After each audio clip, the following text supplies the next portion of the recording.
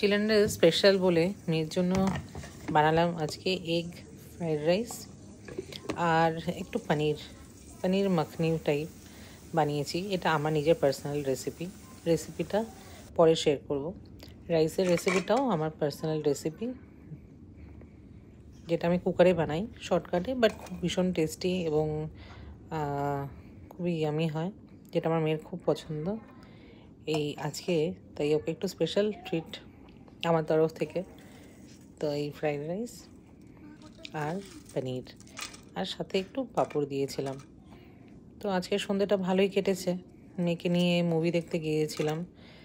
Movie ছিল Narasimha movie দেখিয়ে সেখান থেকে ঘুরিয়ে জুস খাইয়ে নিয়ে বাড়িতে এসেছি। কমপ্লিমেন্ট কিন্তু বর দিয়েছিল, আর এটা বরের তরফ থেকে গিফট ছিল মেয়েকে। ভালো কাটলো আজকের সন্ধ্যেটা।